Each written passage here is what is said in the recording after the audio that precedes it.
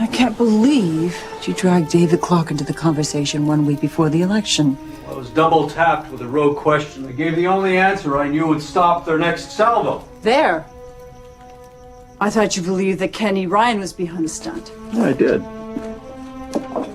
Until I found this. I actually mentioned that you'd received a disquieting correspondence this morning, and I'm assuming that this was accompanied by the bouquet of black roses I found in the garbage downstairs. From your loving son. Well, we can be certain that that's not Daniel. And here I thought I knew all the skeletons in your closet by name. It's nothing, Conrad. 3 words that never quelled out Victoria. We are this close from actually having a shot at winning, so I'm asking you, please. I was pregnant once. My mother's boyfriend.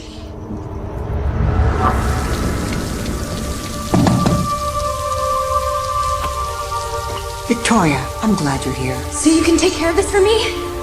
And no one will ever know? It's the worst time of my life. That someone has obviously chosen to haunt me with. Could it be him? Suffice it to say, that's not possible. So the pregnancy was terminated. Then we will make it through this, Victoria, together. And trust me, I'm going to ferret out the guilty party. Thank you for understanding, Conrad.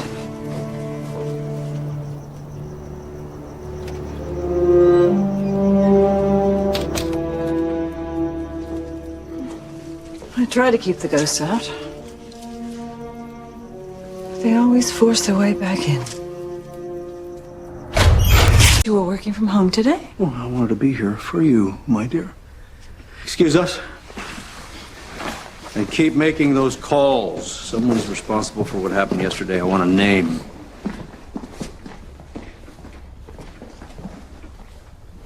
You feeling better? Yes, thank you. Coffee? Tea? Muffin? You may need your strength while you're explaining what could possibly have happened to you last night that you wound up unconscious on the ballroom floor. I was upset because our son has once again put his life on the line, and our daughter has been throwing punches at party guests. And after you browbeat me into reliving memories that were best laid to rest, it's no wonder I fainted. Or could it be that you've lied to me about the pregnancy you claim to have terminated?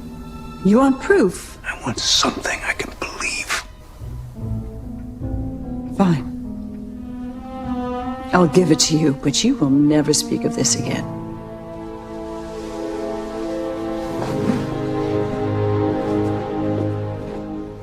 Has you targeted. I'm just trying to protect you. Spare me. The only thing you're protecting is your pompous campaign.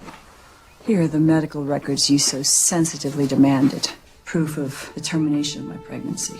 What you're going to do with it, I can only imagine.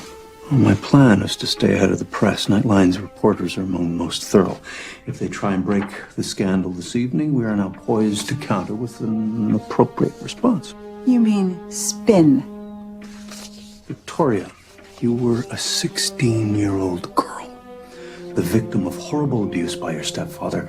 Your own mother banished you to the streets. Now, detestable as it is, the truth in this case would only work to our advantage and highlight the campaign's promise of full transparency. The cavalier way that you exploit my personal pain is appalling. Well, if you've been suffering with your choices all these years, my dear, I'm only happy I was able to provide you with a comfortable place in which to agonize in style. We need to adjust your talking points for this evening's Nightline interview downtown. You are deranged if you think that I'm going to sit by your side on live TV while I expose my personal life to shore up your voting base. Well, my darling, your presence is mandatory, so I suggest that you be on the chopper at 5. And I suggest that you go to hell.